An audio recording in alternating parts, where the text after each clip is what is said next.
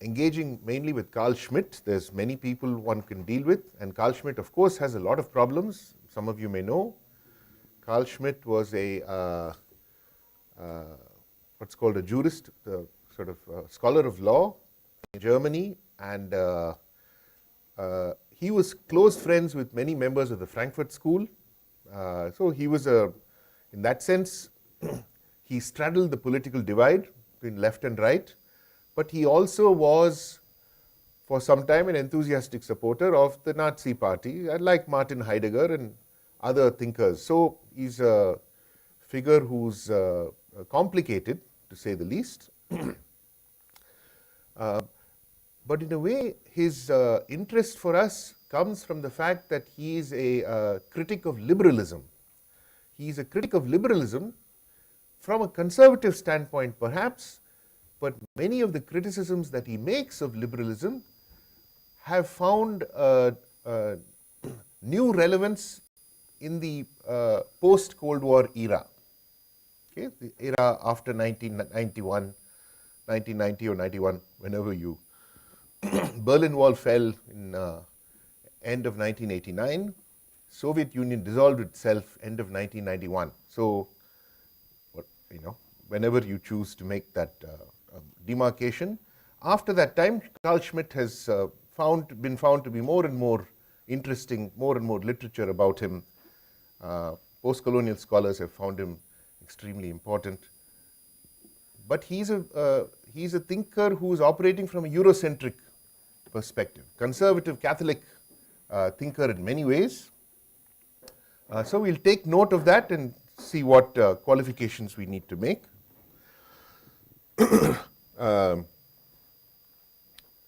So in the age of imperialism, what we see is that several developments that we can note.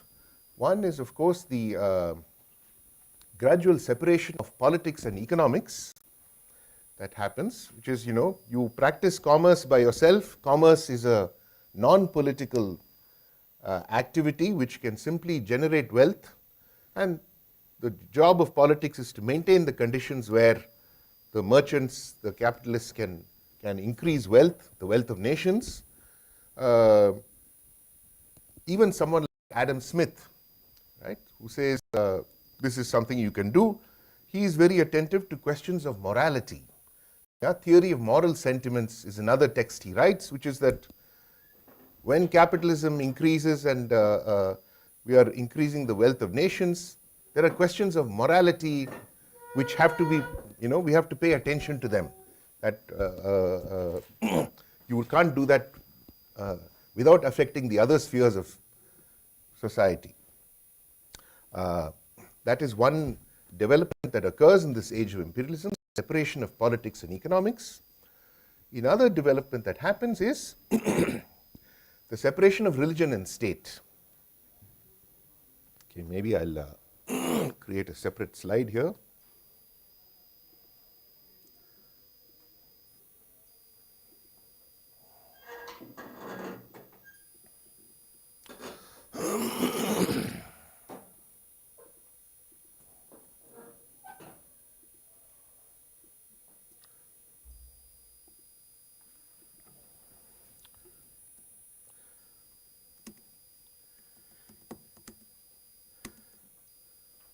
Economy and politics came to be understood as separate spheres.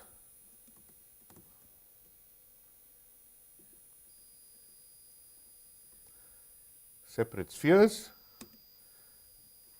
and the economy came to be classified as non-political. Yeah. Second is separation of religion and state,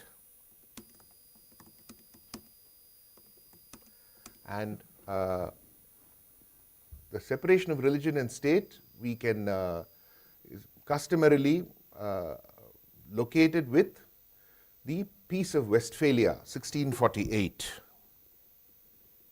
Yeah, Peace of Westphalian Treaty.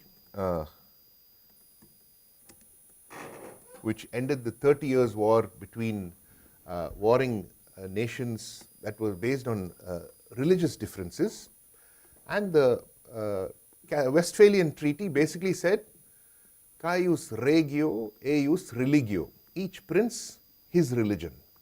So if a prince or a king had a certain religion, then everybody was expected to follow that religion, or at least not to contest it. Yeah? And this Treaty of Westphalia is so important that in 1948, when the Universal Declaration of Human Rights was issued, they said this is the 300th anniversary of the Westphalian Treaty, and we are carrying forward this Western achievement, which is now 300 years old. Yeah, so it was, the memory is kept alive of this. And customarily, secularization, right, is understood to be originating from this development. That after this, it was possible for secularism to establish itself. Right? Now, there's a complication for this claim. So let me say a bit more here.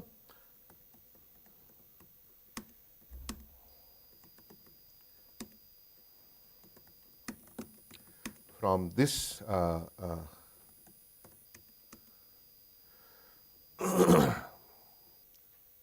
or shall we say secularization as a process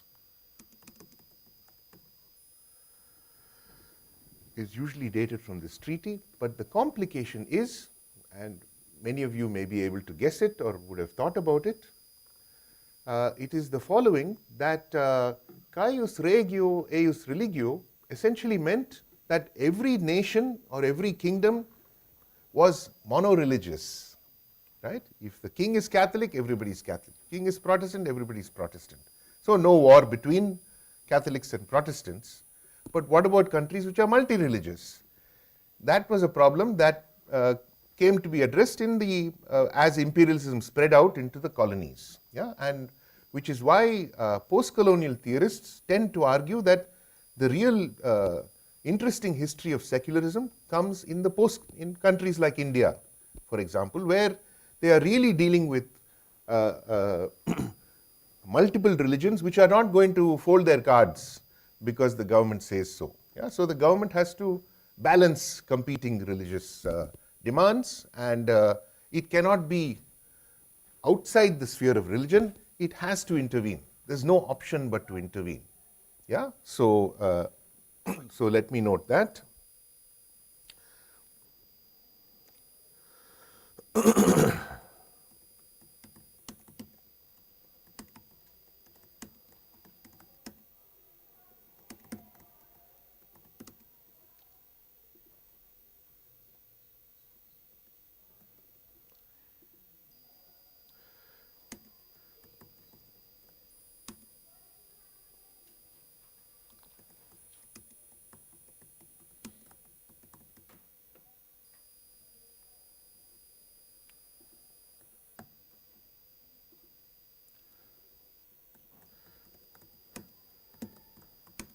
Western countries, by contrast,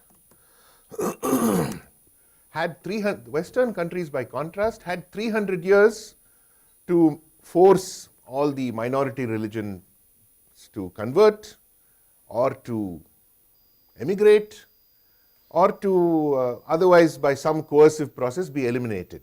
Yeah? So that is how you could have a process where they can say religion doesn't matter, but as it happens, everybody's Protestant, and the Catholics are so small in number they don't matter, which would be said in UK, for example. Yeah. So Western countries, by contrast, achieved their secularism by becoming largely mono-religious. Right?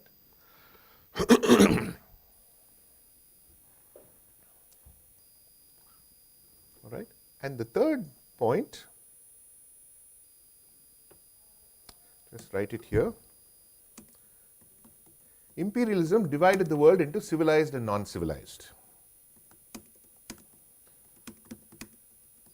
And this became a very powerful distinction which served to justify the ways in which law and politics were conducted. Right? And this division of the world into civilized and uncivilized was, of course, not, it was prejudiced and discriminatory, no doubt about it. It was also untrue, as is shown by very simple facts, such as that non-Western peoples or peoples not descended from Caucasian races, so-called, were also full-fledged legal actors who engaged in treaty making with Western countries. Yeah, so the Maratha Empire would engage in treaties with the Portuguese Empire about what what kind of power sharing, how to deal with international waters, territorial disputes. Or if you take the North American continent, the Native Americans, the American Indians, the oldest treaty which is available in US records is this Treaty of Albany in 1722, where they are engaging in treaty making with American Indians about land dispute resolution, etc. So they were full-fledged actors. But by the time we come to Carl Schmitt, whose book is 1950s, he says these people are without law. They are without law, and European law does not recognize them as political actors because they are beneath the horizon of intelligibility for European law, and that European law can only apply to Christians. And it is a Christian world that is taken forward by international law. That's his argument. Yeah, and it is clearly false. Nevertheless, his argument about international law still deserves attention. Right?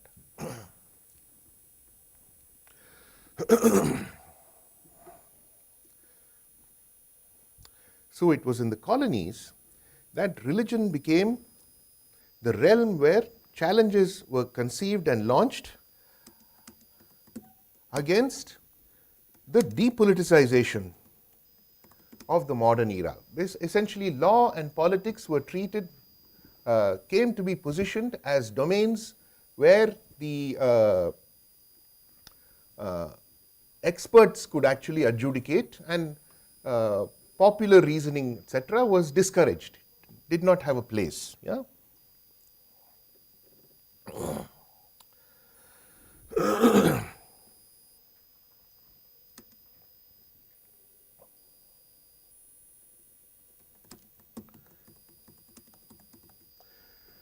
Yeah. So in the colonies, religion became the realm where challenges were conceived and launched against the depoliticization that imperialism demanded.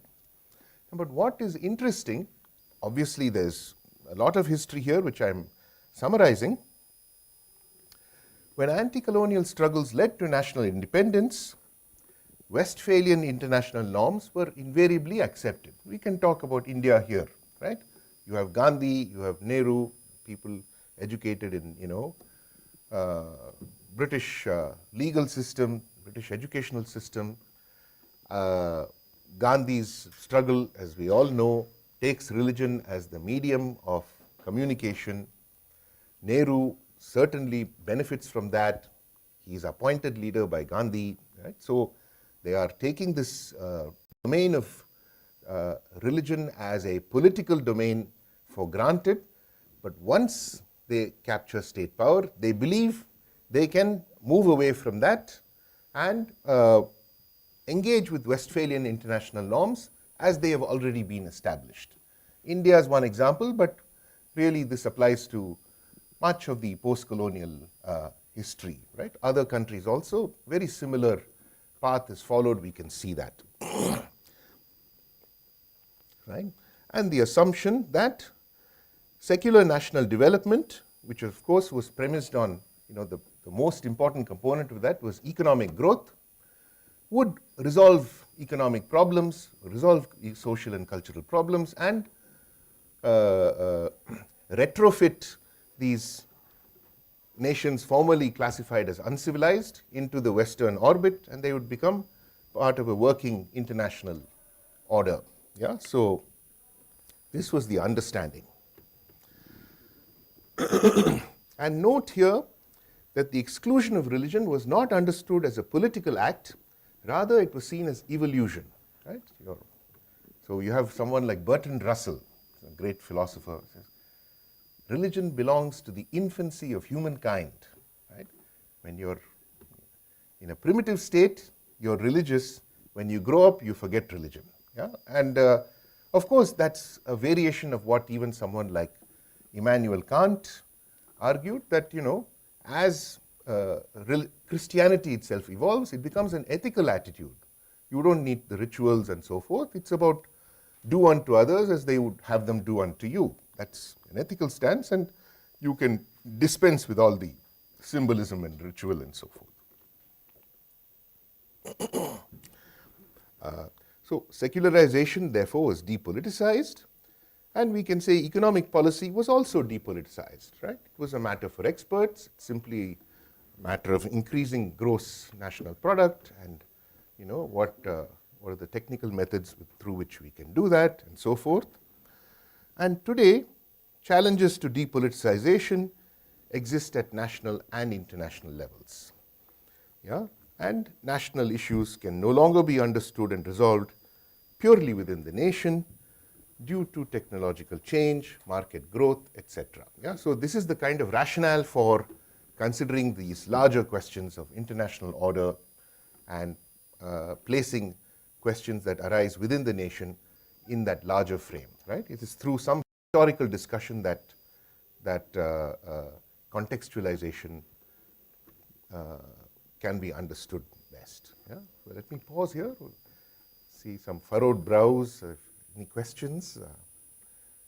Yes. I'm struggling to understand the point that you're making. Economic policy was depoliticized. So, what are the reasons for it? Because generally, in today's era, it almost appears unimaginable. Appears? Unimaginable, because now today politics and Yes. economies, they're closely linked together. In Yeah. fact, now economics has almost come to a forefront. I agree with you, but During what? that time, international trades were happening. So, in that backdrop, what were the reasons? Right. Okay, I agree with you, but I just want to ask you, when you say today there is no distinction between economics and politics, what are you thinking about? Because, see, right now, for example, if you take today's example. Yeah. Okay. So now Trump is Yeah.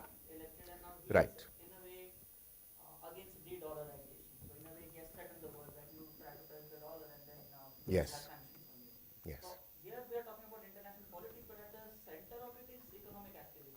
Yes. Bringing sanctions on China so that it would have Yes. kind of Right. American Right. trade dominance. Yeah. So here political activities in a way before taking control of the power, and in his political rallies also, all these economic issues were always on the forefront. Yes. So in that backdrop I'm asking. Yes. So we have this idea of laissez-faire, kind of let it be, let it go, that you let the business people do what they want and you will benefit. Don't interfere in what they know, they understand how to make money, you simply collect the taxes or whatever it is. Once you intervene, then that is one example of how economics and politics were separated. We can have more discussion about how that, this idea of free labor, free trade, that essentially when people are allowed to do as they want, and it is the job of the sovereign or the supreme authority to create the conditions whereby that can happen, it will benefit the wealth of nations, etc. And so, in a way, there was a kind of, you could say, from our perspective today, maybe something that could easily translate into a nation-centered approach, right? And in fact, it became very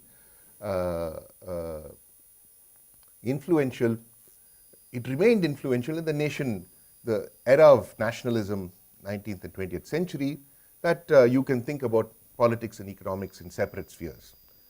Now, of course, you'll say not everybody agreed, and you're right. Gandhi made this, so many people made this objection, but nevertheless, that was hegemonic. That was the dominant, that they ruled, yeah, with this kind of view or argument. Other questions?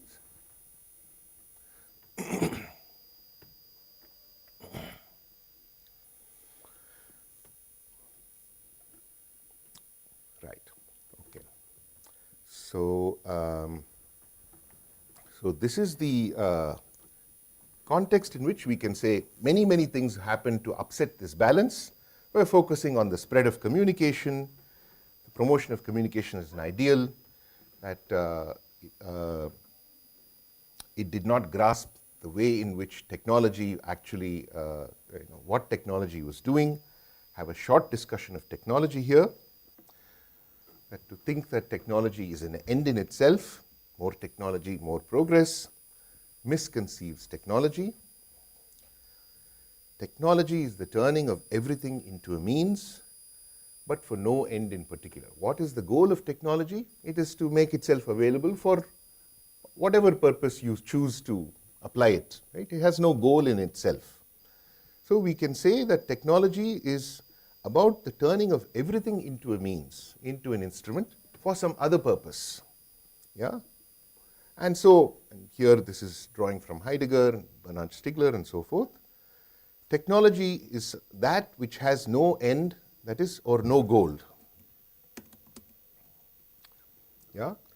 And if we locate this understanding within the West, which is, of course, fair, the history of the West, in terms of the history of technology, has been the infinite production of new ends. Right? What is technology for? Well, at this point, it's about mobility. At this point, it's about, growing markets. At this point, it's about, intensifying social bonds. A series of new ends. Yeah? Technology is directed in bringing technology into philosophy, into kind of our thinking. But there was a resistance and pushback also. And the Cold War represented the triumph of a kind of humanism, which both, for different reasons, both in Soviet Union and in the United States, led to an understanding of the human being as, in terms exclusive of technology, right? Quite different. So, but I'll talk about the US case because that's, we are in that orbit. That if you bring in the question of technology, you're leaning towards the Soviets. Because then you open up the question of control. If you have technology, then who's controlling the technology? You must be a communist, right? So cybernetics, which was proposed as a way to break the deadlock between communism and capitalism, because cybernetics said it's not about ownership of property. Private property, that's 19th century. Today it's about technology and technological control. Who controls technology? Right? The manager may control technology. You don't have to own it. That is the problem that we have to face. How do you control? How democratic can it be? How are you going to manage, the inclusion of people in technology? But the technological question was suppressed during the Cold War. In fact, we can say that the Cold War represented this lost opportunity, evasion of the fundamental question, choosing instead to fight a bygone battle, right? And perhaps it is more in the current time where we are coming closer to an acknowledgement that technology is something that, unless we theorize it, it is truly going to marginalize human beings themselves.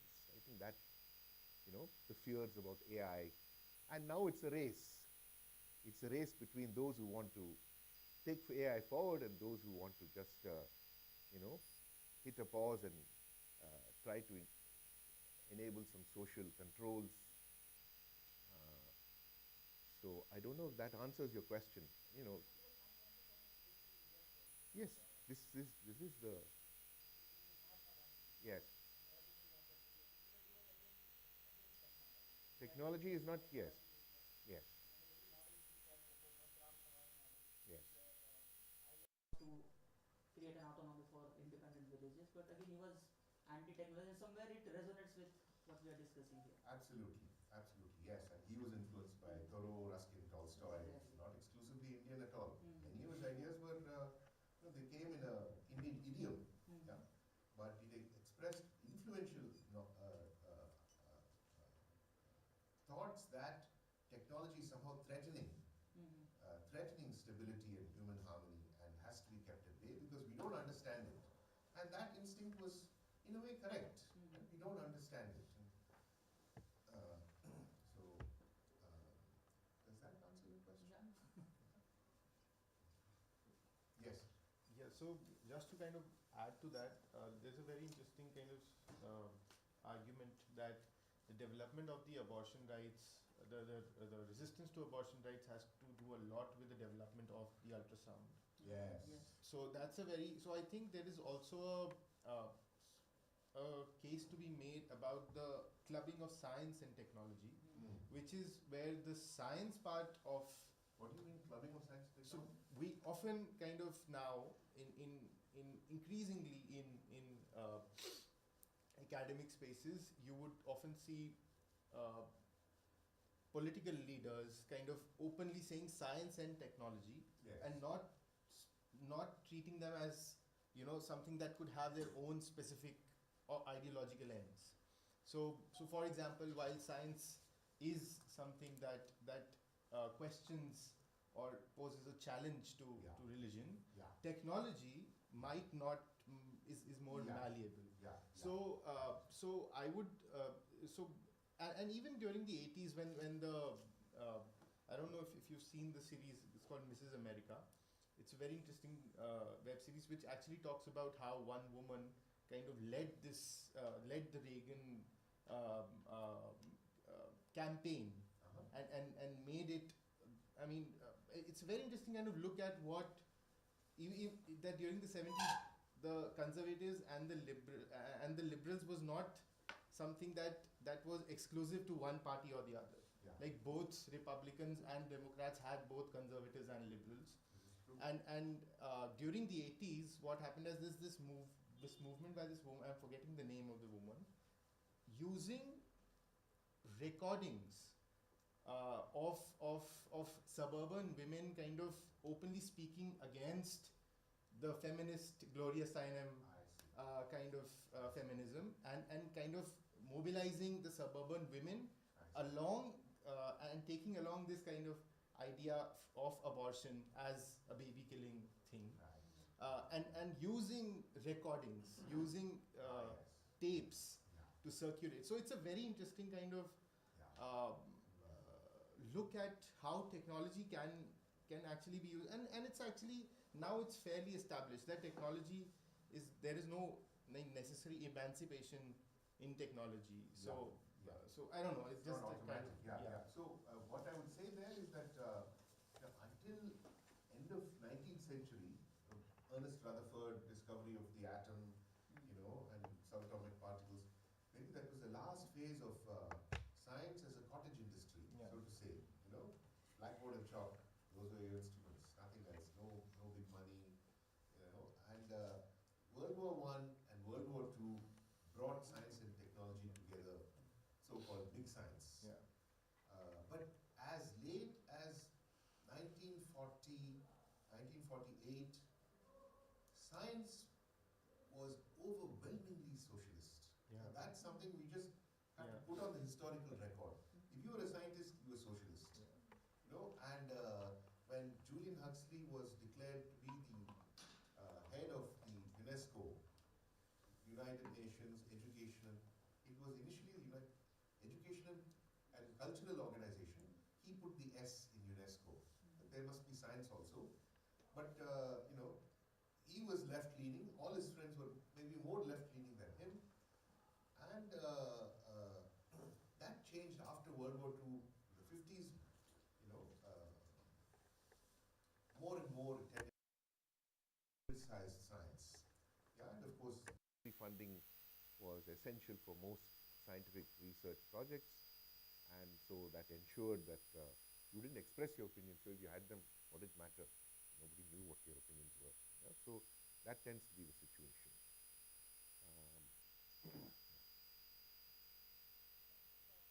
Yeah.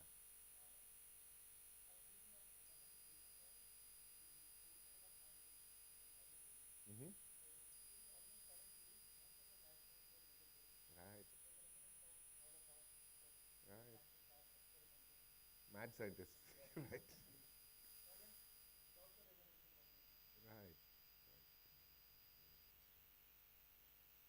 Okay. Yes. Yeah.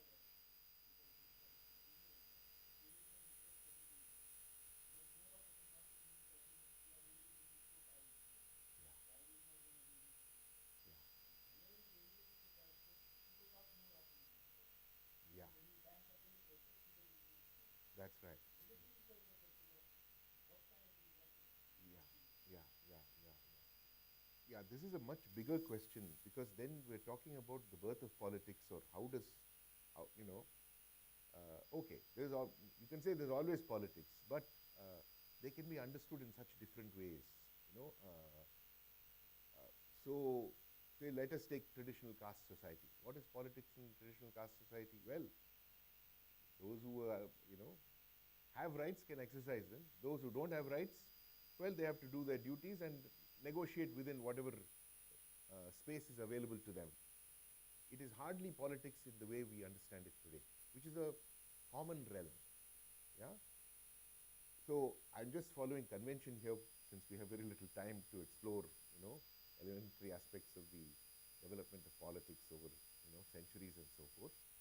To say that this general sphere of politics, you know, Sarvasadharan Janta, the idea that anyone can be part of it, we can locate that in the sort of national struggle, freedom struggle, etc. And you would be right to say, what about earlier Bhakti movement and so on? Yes, those are, I can't go into that here. But what is depoliticization? Depoliticization is rendering inadmissible the expression of common interests regarding whatever subject is, whether it's religion, whether it's law, whether it's, economy, the discouragement. And to this day, you can say something, you can ask a question, and they'll say, I'm sorry, you're being political. And that's the end. You just have to shut up, because everybody says, why are you being political? We're not political. So, political has become a kind of word that can kill your question. So that shows that we are not very far away from this domain of depoliticization. It is all around us. Yeah? And it is a constant struggle. A constant struggle. And here I would see there are different conceptions, different definitions of politics. So let me just say that briefly. Yeah? That Jacques Rancière is, I think, very helpful here. Yeah? That what Rancière says is politics is precisely what is not allowed by your procedures. That is politics. Your procedures are designed to reproduce a situation, to keep it running, to make sure that the trains run on time and the policemen are getting their salary, and the lawmakers are getting their PA, DA and BATA and so forth. It is not actually helping Sarvasadharan Janta. Only by breaking those procedures or challenging them can you have the possibility of politics. That's a Jacobin understanding of politics, which Jacques Rancière provides. That's quite an influential idea at this time. Yeah? I'll mention two other ideas of politics just for contextualization. One is the Republican notion of politics, which is the ancient Greek, that you can only have politics as the member of a republic. And if you are expelled from the republic, you lose the right to politics. When Socrates was charged with the crime of corrupting the minds of youth, he had two choices. He could flee Athens. He was free. Nobody stopped him. Or he could swallow poison. But he expressed his, he didn't want to live outside Athens. You fast forward to several, one and a half thousand years, Machiavelli, he was expelled from Florence. Expelled from Florence, he did not want to, it was Florence where he had his life. Florence, that was, the Republic gave his life meaning. Yeah? So that Republican understanding of politics comes to be changed in the modern era. Actually,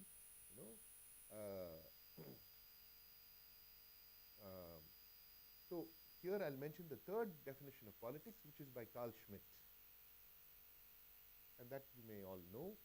Yeah? Again, very influential definition of politics. Yeah? Which is that, he's basically, again, he's a critic of liberalism. And what he's saying is liberalism has removed any genuine politics. It's all about rules. And it seems that there's no issue of politics at all. And his response is, yes, there is politics. We have to remember we cannot afford to lose the idea of politics, because politics is what tells you who is your friend and who is your enemy. And the opposition between friend and enemy, that is politics. Okay, so different understandings of politics are there. Jacobin, Republican, Schmittian. Yeah?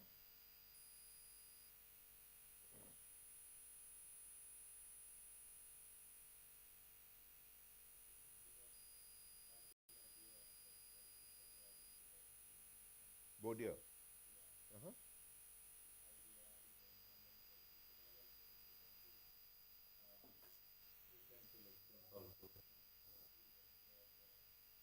You mentioned the word politics, how Trump's winning was he did a politics, and where Harris was kind of a non-politics. It was not. Yeah. She couldn't went to that extreme. Absolutely. Yes, and everybody could see that. Yeah, right. She was the establishment, actually. Right. Harris's campaign was almost a goodbye zone. Yeah, right. There was no feedback. Good vibes only, and no questions, please.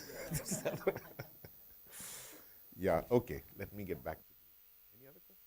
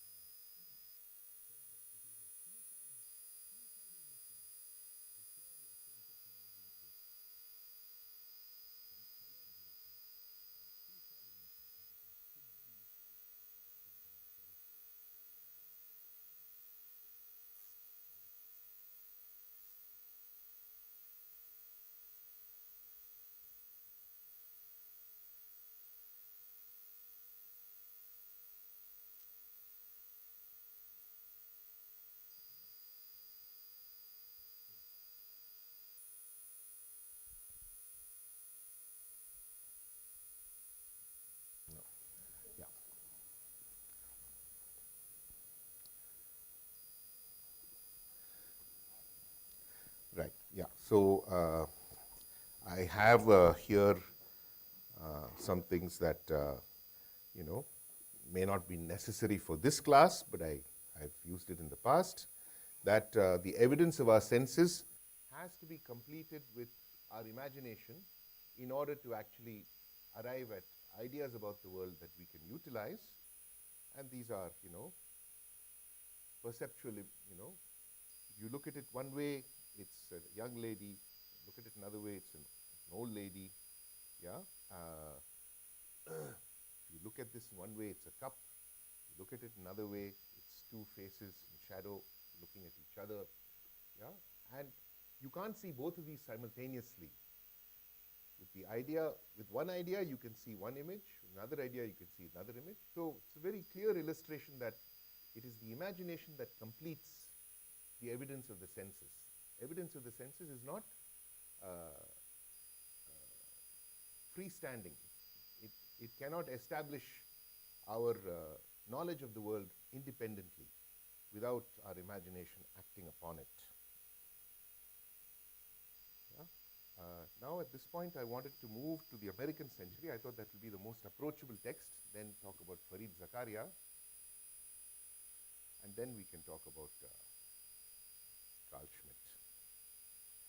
Yeah, so Henry Luce makes this argument about soft power, what we later comes to be called soft power. He provides an argument for American dominance. He was born of Protestant missionary parents in China, so he had this idea that America can do good, and American spirit is something very special that has to be encouraged, that Americans have a mission to lead the world, to show the world their values, to create the world in their own image.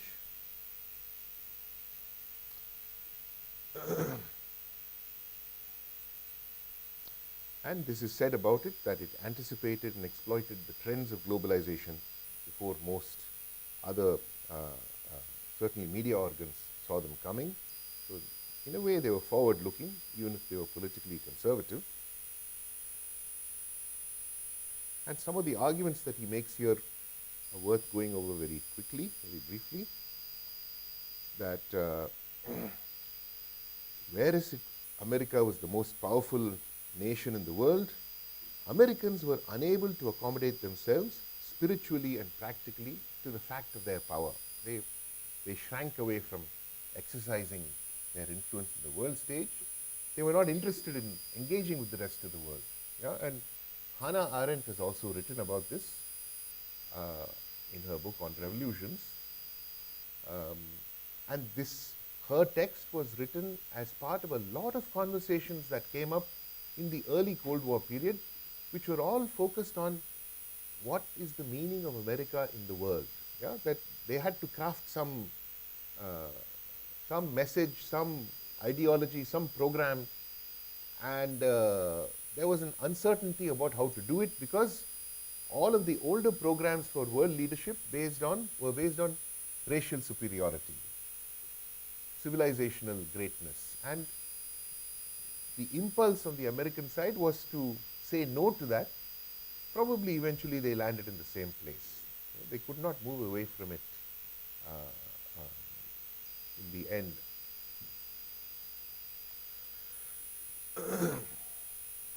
So Luce is saying, like the child of missionary parents, after all, that we have to accept our duty. We must go forward and change the world, and because whatever we do, we are Americans, we can't go wrong. Yeah.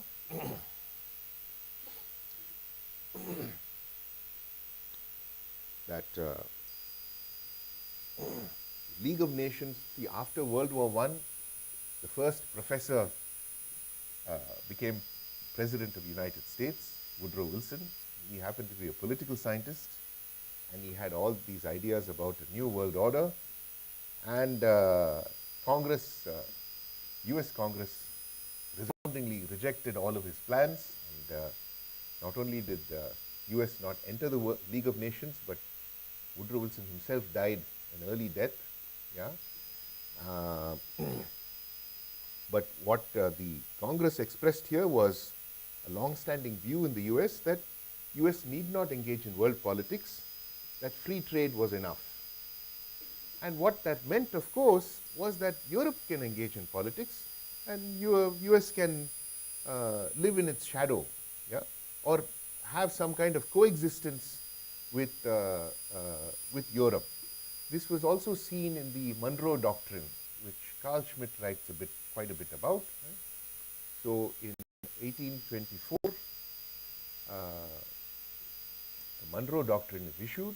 Basically, it says there is a longitudinal line, and any other nation that crosses this longitudinal line and enters the Americas, North America, Central America, South America, they claimed the whole continental landmass, that will be treated as an act of aggression against the United States. We will not allow it. We will treat it as an act of war. Yeah? And so this was already the mark of, you could say, an imperial intention.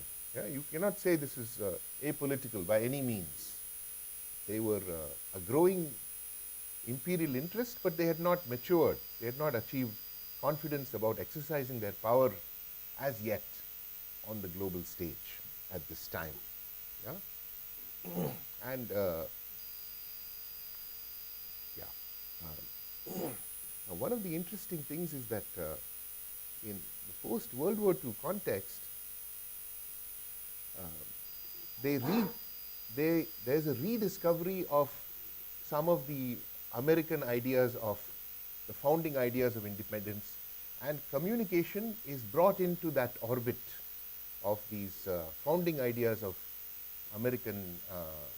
the American Revolution, yeah, which for 2 centuries had lain dormant. So there's a kind of interesting irony, peculiarity about it. We can talk more about that. Just want to draw your attention to it. Yes, sir. You get that? No. So Henry Luce says, the 20th century is the American century. Ours is also a revolutionary century. It has now become common to say this. Of course, the Chinese Revolution is still ahead, 8 years ahead. But the Russian Revolution has happened, and despite their best efforts, let's remember, not that they just said, okay, have your revolution. They waged war on Russia. People like Churchill said, we must strangle this baby in its cradle. You know, there were massive military assistance given to the White Russians who resisted the revolution. But as it happened, the Bolshevik Party won, and Russian Revolution endured. And the United States actually helped in their industrialization programs. Right? Magnitogorsk, the major steel production, was through US loans. But after the Cold War, it became, after World War II, that kind of assistance, absolutely ended, and the hostility became much, much greater. Yeah? But here, Luce is asking, what internationalism have we Americans to offer? Ours cannot come out of the vision of any one man. It must be the product of the imaginations of many men. It must be a sharing with all peoples of our Bill of Rights, our Declaration of Independence, our Constitution, our magnificent industrial products, our technical skills. And then he says, it must be an internationalism of the people, by the people, and for the people. Okay, so you can observe the contradictions here, but this is the kind of argument that is being made. Yeah, that must simultaneously be international, but the internationalism in its wisdom must embrace the American Bill of Rights, etc.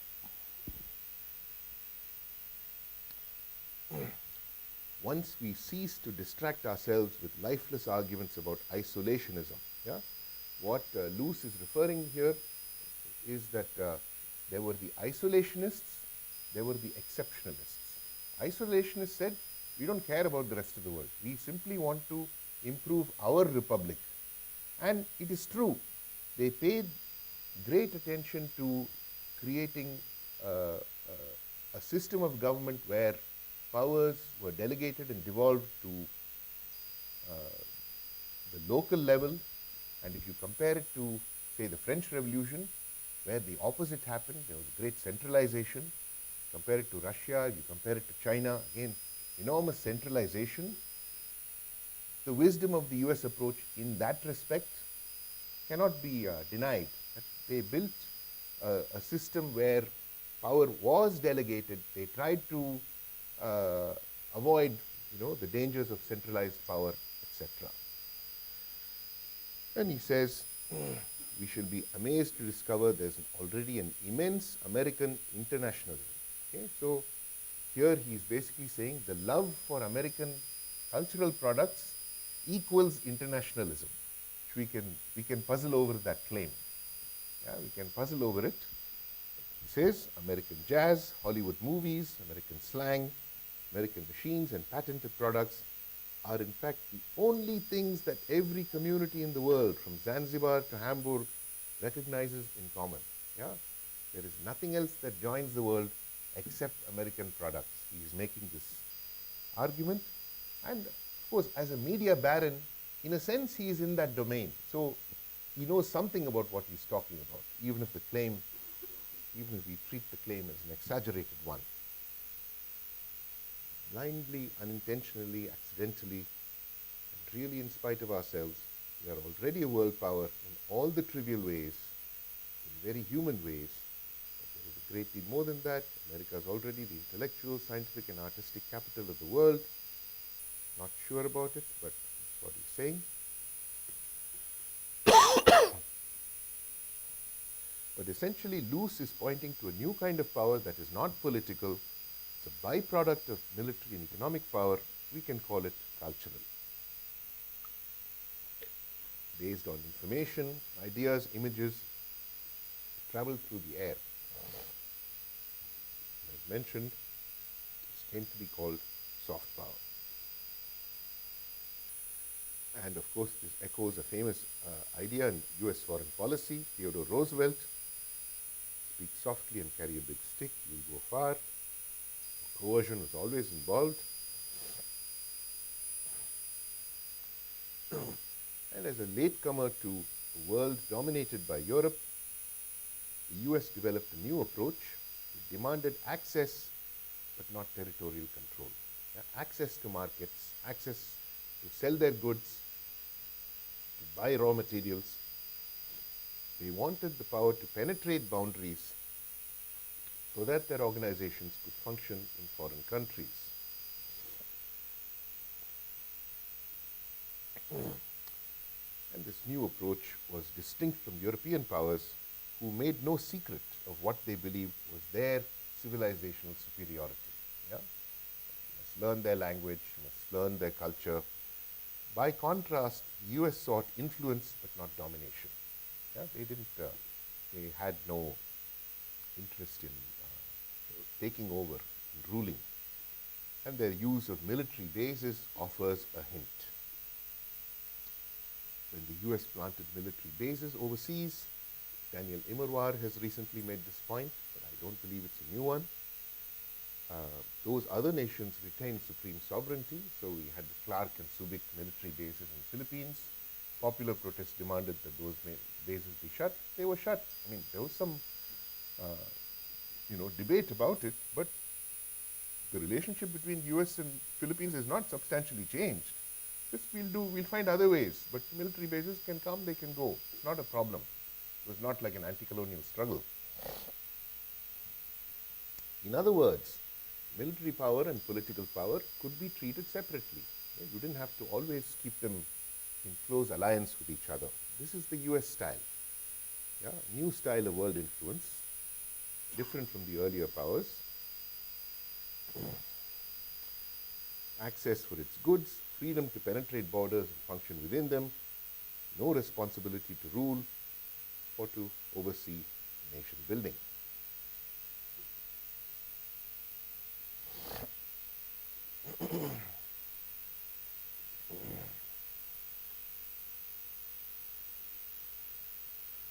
So here we can maybe move on to the Zakaria essay, which I think is a nice one. Zakaria, you may know, was a student of Samuel Huntington, so also a son of Rafiq Zakaria. So he had this kind of Indian nationalist side to his background. And what Zakaria says is that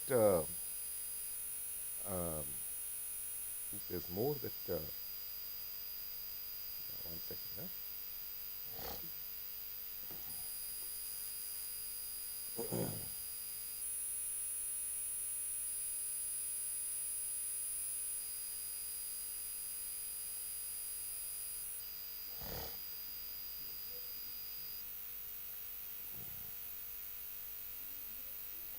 Yes, let's break it. Sure, sure. Let's do that.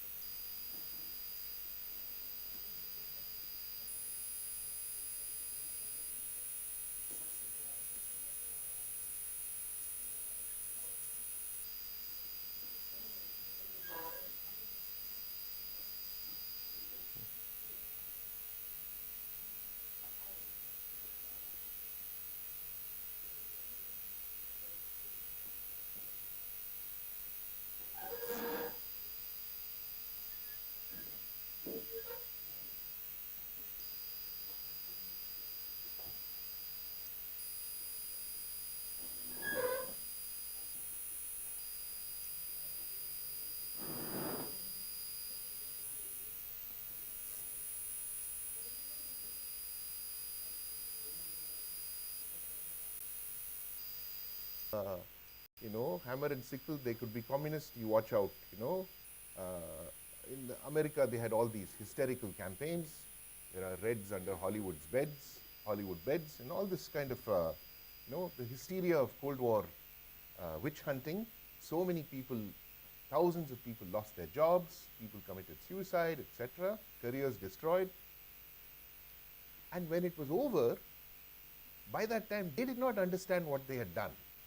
So this is also kind of the irony of the Cold War. Yeah, there was a triumphalism, but Farid Zakaria tells us actually the triumphalism was not very much until much later. That, you know, it was they were not like celebrating so much. They did not know what they had won. They had forgotten what the Cold War did achieve was that, you know, you had two worldviews that were clashing. Soviet worldview was collective control of the means of production. American worldview was private property, private control of the means of production. And this was a clearly political view. You could have clearly argued, okay, you're saying collective, can we talk about it? What collective? Collective in this way, syndicalist, some other kind of, you know, communitarian form of ownership. There could have been a dialogue. In fact, there was a refusal of dialogue. The only way in which it could be fought was war. So the clash of worldviews was essentially understood as revealing the military character of essential reality. Essential reality was military, and you had to seek military input to respond to the nature of you know, problems in the international order. And this corresponds to the other facet, which Schmitt also acknowledges, which is that international law was depoliticized. It was national law that was most important. International law was just secondary, minor, you know, minor matters, you know, technical issues. International law was not, you know, it was a niche subject actually, yeah, because the world order appeared to be stable,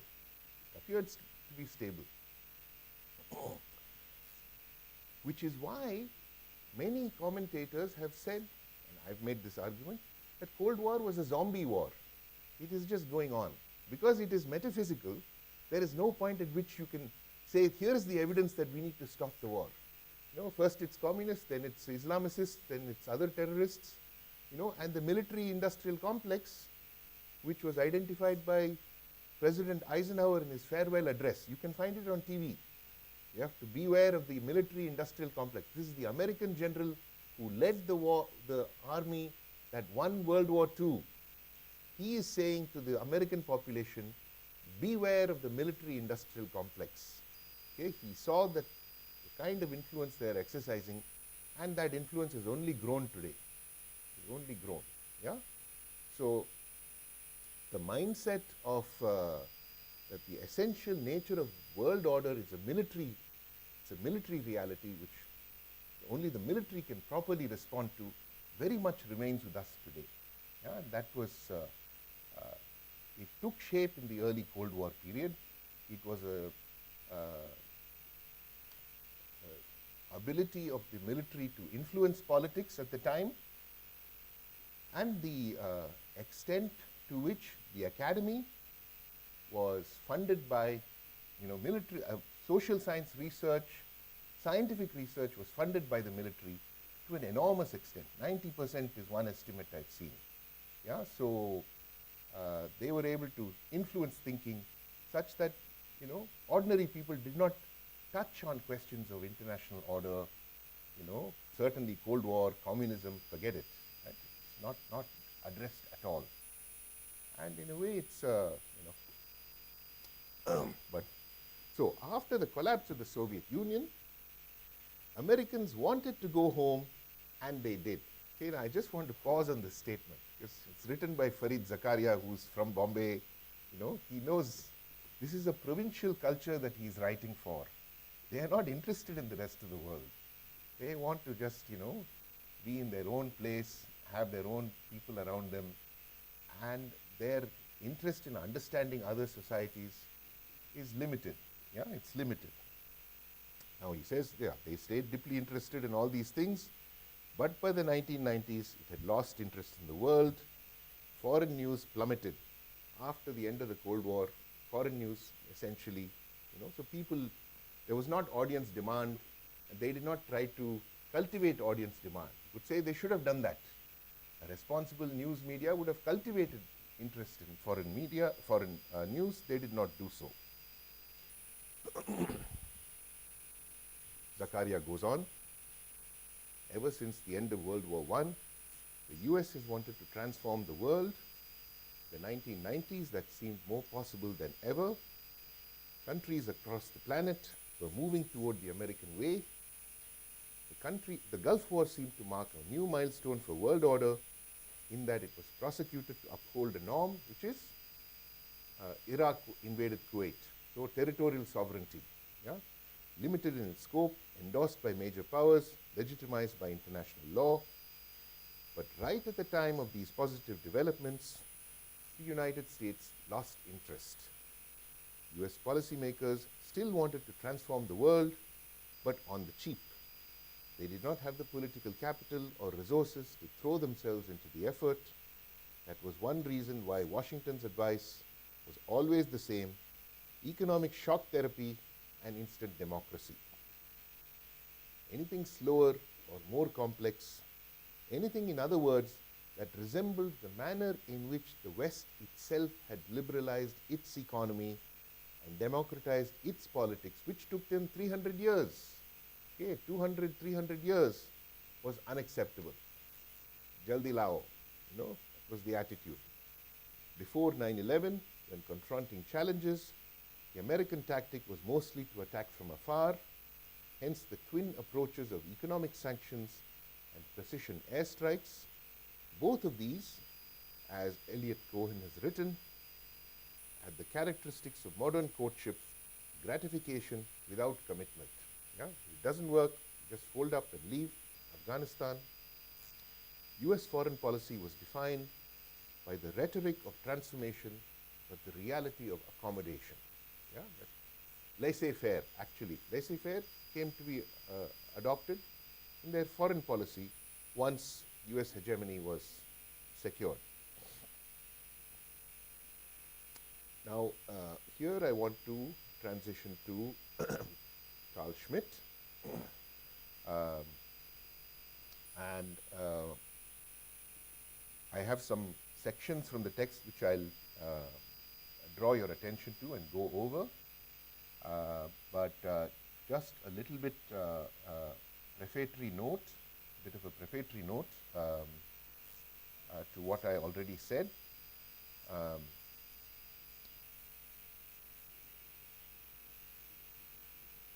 So he sees three broad phases in international law.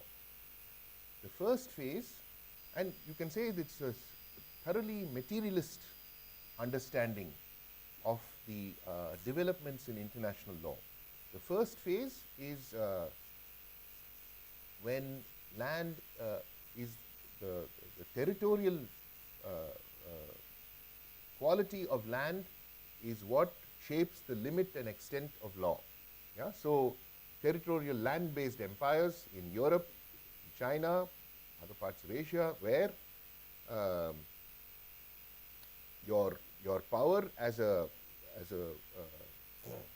sovereign goes all the way down to the bottom of the earth and all the way up to the top of the heavens. That was the understanding, that it is rooted in the soil and is a kind of, it has a durable quality. It's not something that can melt away or be shared with other entities. It's a form of indivisible control, you could say.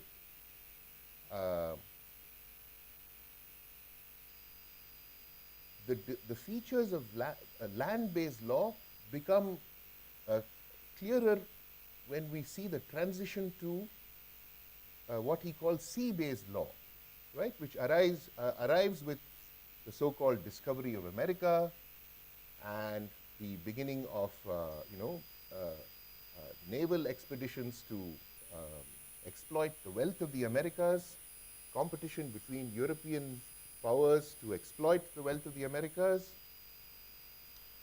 in which competition England, one of the smallest nations in Europe, defeats Germany, defeats Holland, defeats Spain, defeats Portugal, defeats France, becomes the supreme power. Yeah? And the nature of the law is shaped by the medium through which it is expressed. That's Schmitt's contention.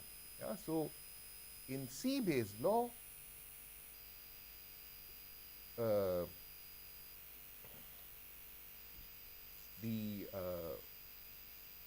the rights that you can exercise, that you can claim, are unlimited. So the first proponent of international law, Hugo Grotius, a Dutch theorist, makes the argument that in encounters at sea, finders keepers. So there is a Spanish armada carrying wealth from the Americas. You can attack them, fine. If you kill them all, take the property, fine. So the international law, in a sense, legalized piracy, which was the demand of the age, that these were competitive powers that sought to maximize their advantage with all this enormous wealth gushing in from the New World. Yeah? And it changed the balance of power in Europe, because now the small nation England was able to rule the seas. It had no competitors. It demolished all its competition. And the sea-based rule was it is what enabled the transition from pre-industrial to an industrial economy.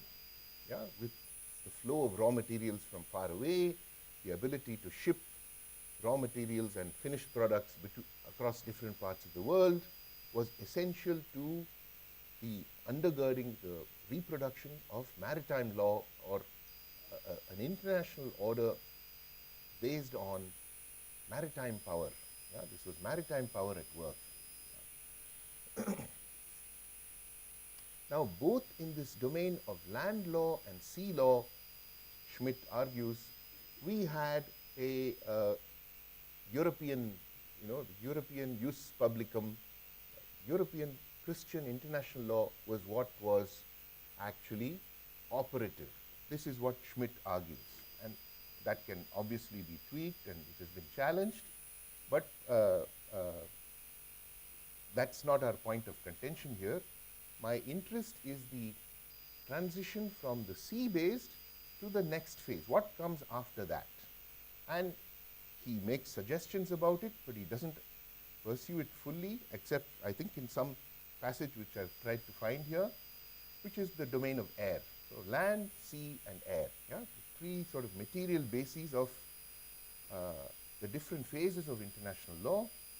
So with American power, we have a form of law based on control over the air. Yeah? And that, so each, if it's land, there are certain, the fact that it is based on territorial control has certain problems, certain opportunities, certain constraints. Sea-based law, a different set of, constraints. So, from 3 miles off the coast, there is any activity is going to be monitored by the nation whose coast is in question. But 3 miles away from the coast, more than that, it's international law. You can have piracy there. You can do anything that's allowed by international law. The law of the air is not mentioned in these terms because it is not formulated. It's not formulated. Yeah? So the change is not quite acknowledged. Yeah? So we have to try to say, we have to be a little more speculative in this phase because there has been a hesitancy to spell out what this shift means.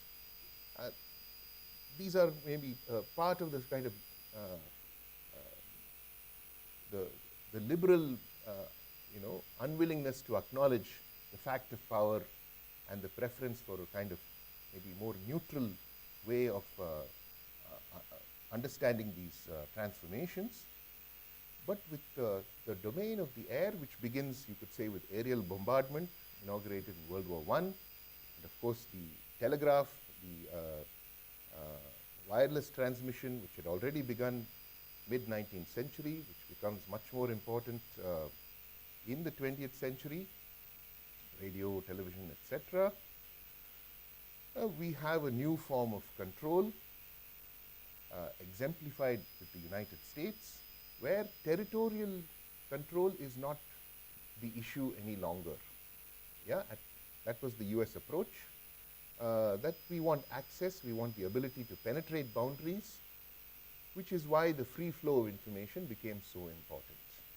That, we need to be able to influence the information base that people have access to, because then that will win them over to our side, because it was a missionary approach in the sense that, we have the right ideas, we have the right attitudes, and everybody should have our attitudes, which we can see in the Henry Luce document, American Century.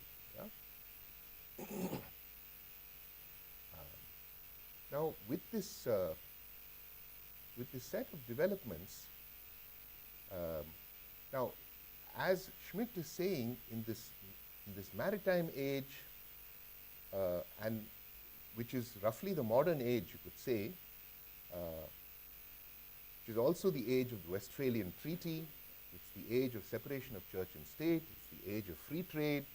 It's the age of laissez-faire, the separation of economics and politics, the depoliticization of economy, depoliticization of religion,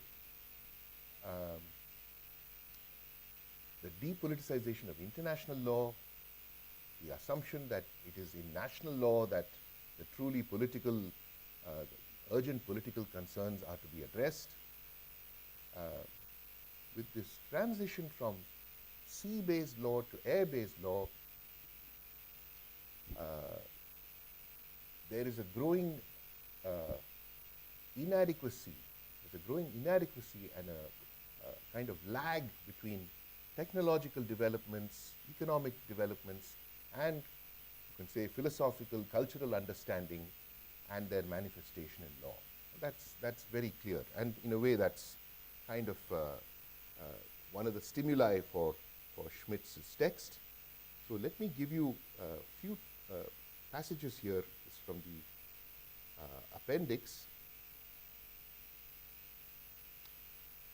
Marx adopted and emphasized the progressivist claim to the unlimited increase in production essential to progressive liberalism. Okay? So what he's saying here is, you could say, the Nehruvian assumption also, talk about India, which is technological growth will, with economic policy, which is not a political matter, lead to enough for everybody. It will solve our social, economic problems. And the most progressive, the most radical economic thinkers believed there was no limit to production, there was no limit to the benefits that would follow from technological development. And what Schmitt is doing here is showing how that is a false assumption, that it leads to problems. And here is his argument. Marx thus was able to treat the question of division and distribution as a later concern. So he focused on production, socialization of the means of production. Distribution, all that will take care of itself once you control means of production. He concentrated the whole weight of his attack on the expropriation of the expropriators, that is, on the procedure of appropriation, exploitation in the workplace, in place of the old right of plunder and of the primitive land appropriations of pre-industrial times. He substituted appropriation of the total means of production, the great modern industry appropriation. This raised the obvious question of how to proceed with the concrete division and distribution of new chances of appropriation, because expropriation, are you able to see it properly? I can try to expand it further.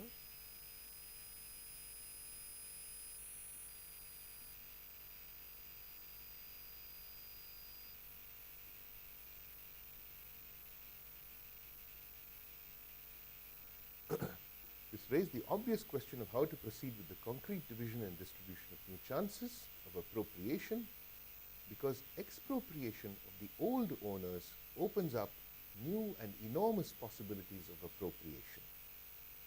Although extremely interesting, this obvious question no longer is being answered concretely. It is simply rejected as unscientific, even as the concrete question of the continuation and form of the unlimited increase in production following the great industry appropriation is left unanswered. Of course, plundering should stop, but appropriation as a precondition of new distributions does not. If the essence of imperialism lies in the precedence of appropriation before distribution and production, then a doctrine such as the expropriation of the expropriators is obviously the strongest imperialism, because it is the most modern. Okay? So he's explaining why those arguments which said we need to make sure that you are distributing the wealth properly, have a universal basic income, make sure that there's social welfare, those are not seen as cutting to the root of the issue in the way that the Marxist analysis was, because it is in production that actually the wealth is generated. You attack a point of production, that is the strongest mode of response and therefore the most modern.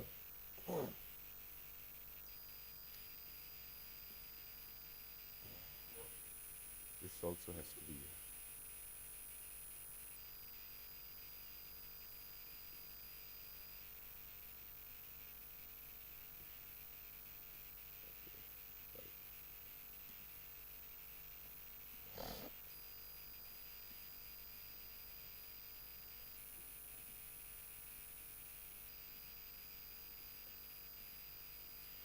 everything on earth based on progress and development in both East and West now contains at its core a concrete and precise creed whose principles of belief proclaim that the Industrial Revolution leads to an immeasurable increase in production. As a consequence, appropriation becomes outmoded, even criminal, and division is no longer a problem given the abundance. There is only production, only the problemless fortune of pure consumption. Oh, written in the early 1950s.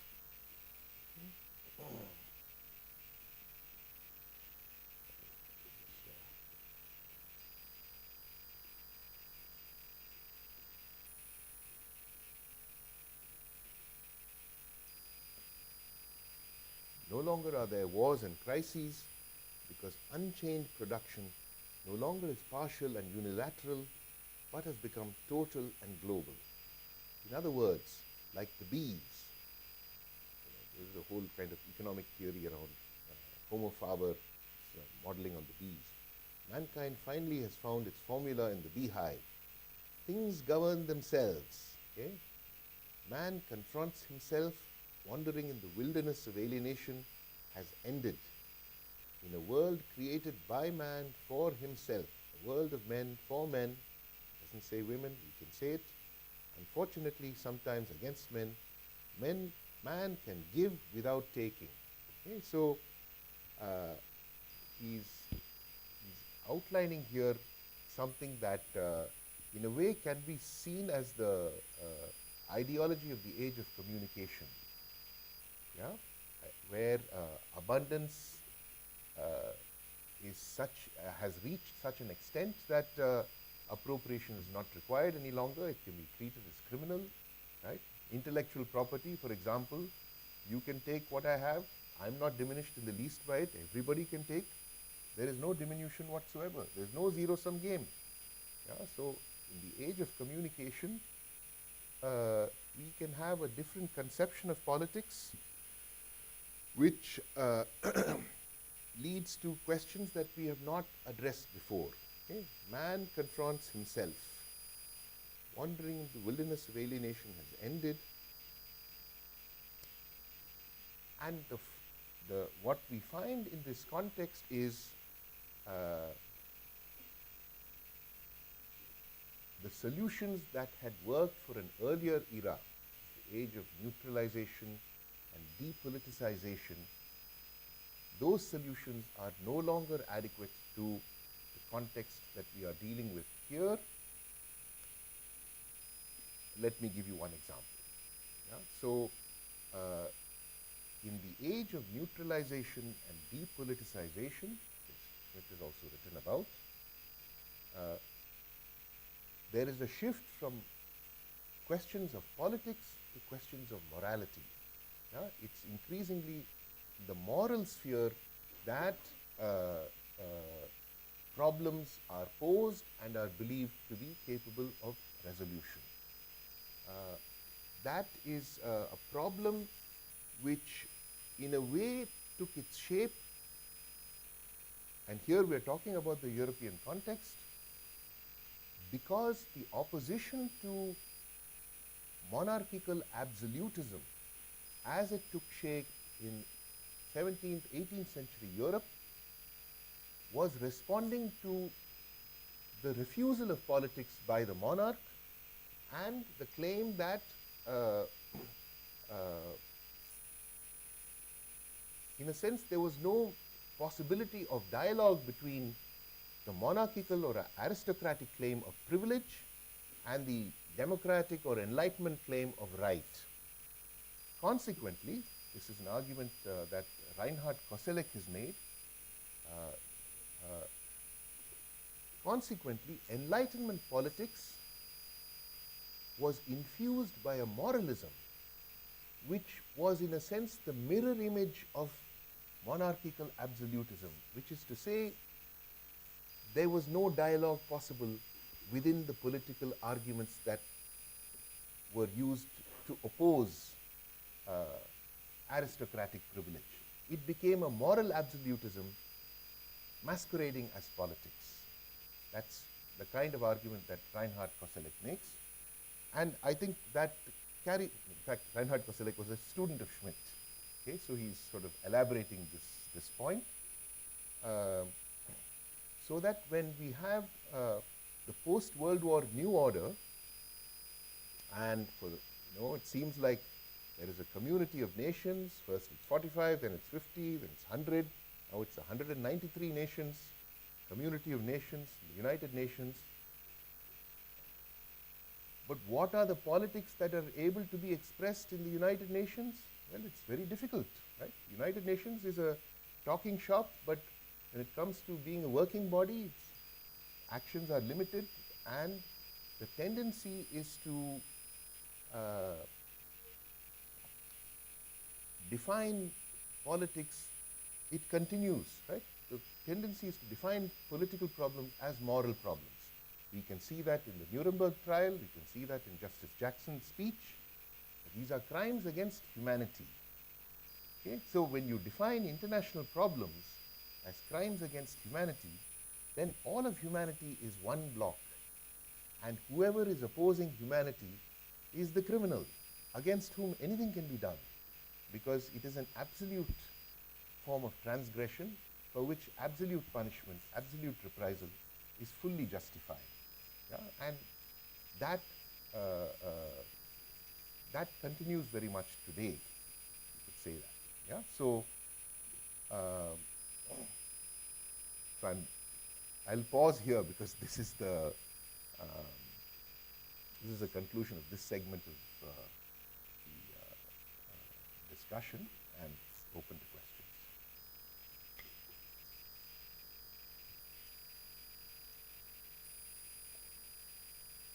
Yeah. Yeah.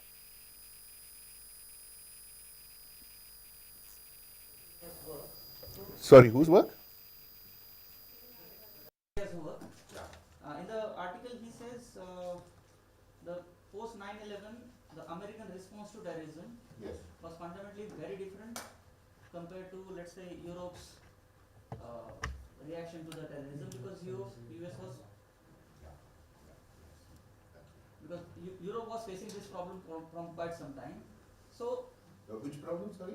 terrorism. Yes. You're referring to, look, terrorism is a political term, so please clarify.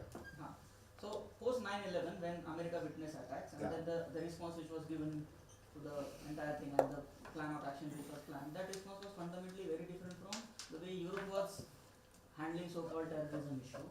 So I want to understand what are the factors which was responsible for, was created this particular response which was given by USA, and why it was fundamentally very different compared to the other parts of the world who were also grappling with the similar issue. Yeah, right. Yeah. Now, I am sort of scouring the archives to try to answer your question, which is also in a way my question. And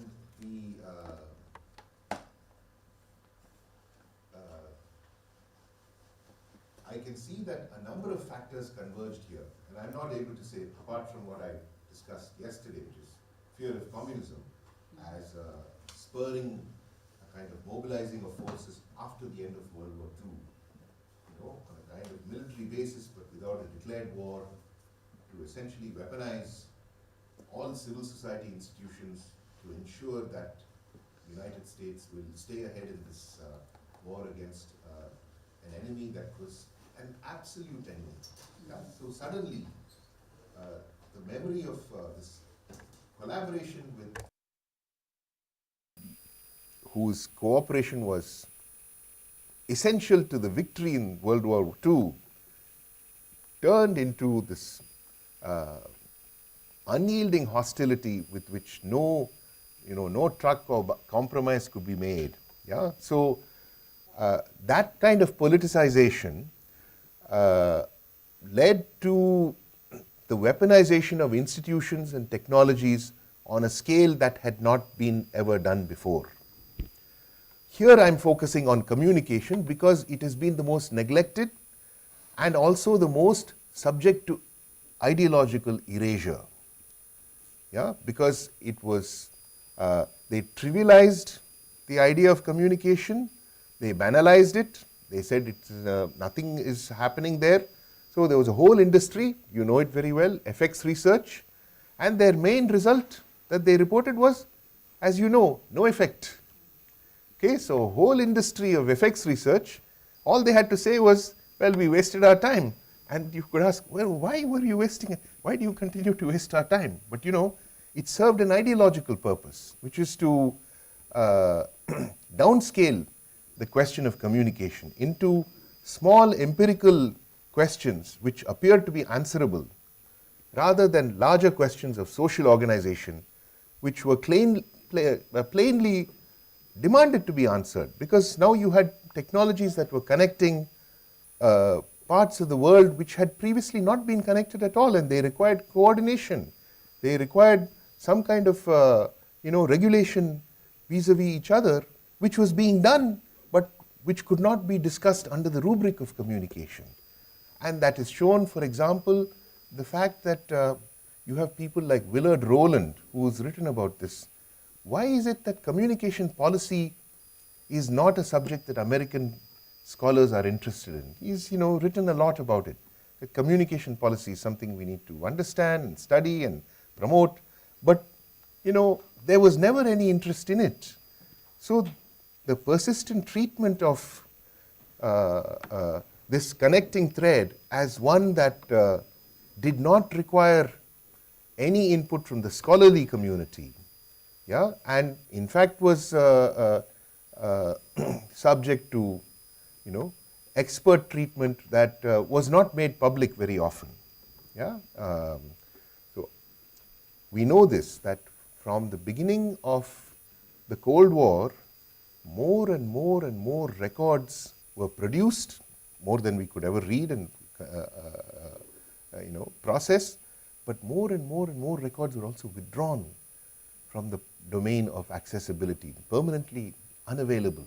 So we are dealing with a history that is, in a sense, harder and harder, therefore, to understand, which is why then we have to talk about people like Julian Assange and Chelsea Manning and Edward Snowden, and Panama Papers, because it is through the leak, which is itself regarded as unlawful, as, unpatriotic, as American historians who deal in the domain of diplomacy and information refuse to talk about any of these people, which is astonishing to me. They refuse to talk about them because they are treated as criminal, without saying, well, why are they criminal? They followed the rules, which is they're making public information which was designed to be public. It's government information. How can you treat them as criminals? So we run into a lot of problems to properly answer the questions you're posing. We are therefore have to speculate.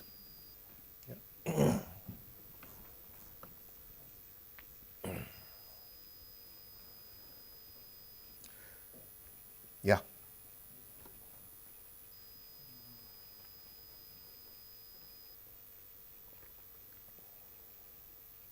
During this whole process from Cold War till now, we can apply like Schmitt's concept of territoriality. Media as media itself is uh, creating those territory of influencing also. Like, can we also say is that what Sure. Smith called nomos, like media itself is nomos in today's time also. And yeah, Yeah. I'll continue. So in the text that I assigned, in a different part of the text that I told you to read, several places Schmitt says law is in essence mediation. Law is essence mediation. So if we take that further, I think we can say that media is law. It's flipped around. Media is law. So, which is a point also made by someone like Avital Ronell, without reference to any of these literatures or debates. So, and it's plain to see that you can create an imaginative realm of one kind through, media control, and it can change overnight also. That's the tantalizing thing about it. Can change with the rapidity that changes the character of history, yeah, which is, in a way, that's why we call our age a revolutionary age, because of that possibility. Take from Zakaria, like, was America trying to portray as a victim or as a decline of the savior's complex they had? So Decline of the savior complex which America always okay. had. So what that time America was trying to portray exactly, like as a victim or somewhere, or just portraying their internal anxieties into the global politics. Well, I think you see that even in Israel today, the most warlike, most militarized nation, they will talk about themselves as a nation of peace and reluctant to exercise power, but just happens God made us strong, God made us, there is a theological component to this kind of attitude. If the Soviet Union said history is on our side, right? History is on our side. The laws of history, we have worked it out. Karl Marx, means of production, capitalism has to be. It's obsolete. It will be overcome. Socialism is the future. There has to be a world community. That's where we are going. But many people would say today that without a world government, we cannot tackle climate change. We cannot have people saying, no, hell with your Paris Agreement. No, we want to have dirty coal. That's, it's absolutely not feasible. So in some respects, we can say that firstly, that the road not taken is not a road that we can ignore. It's still a road that we have to think about very seriously. And the other thing is that the United States' mode of imperialism was always was not consistent or homogeneous one internally. It was filled with denial and disavowal. And we see that manifest in the post 9/11. Why do they hate us? We are such sweet people. This kind of thing. And I staged a conference in NYU shortly after 9/11 for America and its others, funded by my university. Believe it or not, the university refused to publicize it because the publicity department saying, what others? What do you mean others? As if it was all America and there can be no others. So, these are some of the contradictions. No imperial powers without its contradictions. Even in the UK, Raymond Williams has written, or Gauri Vishwanathan has written about, there is no imperialism in British literature. It is absent. It's offshore, out of sight, out of mind. That's it. The world's leading empire, at the time. So, it's filled with these kinds of contradictions.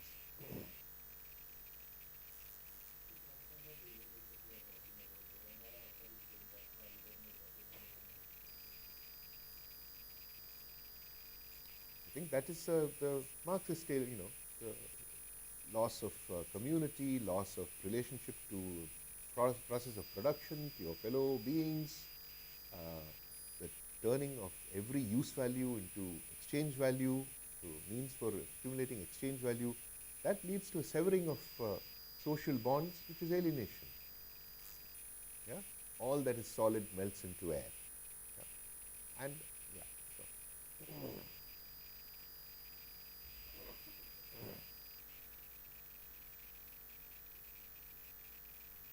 So maybe we can break for lunch and reconvene? Unless you have other questions. And Madhavi Reddy has said, be very disciplined today. Stick to the time. So.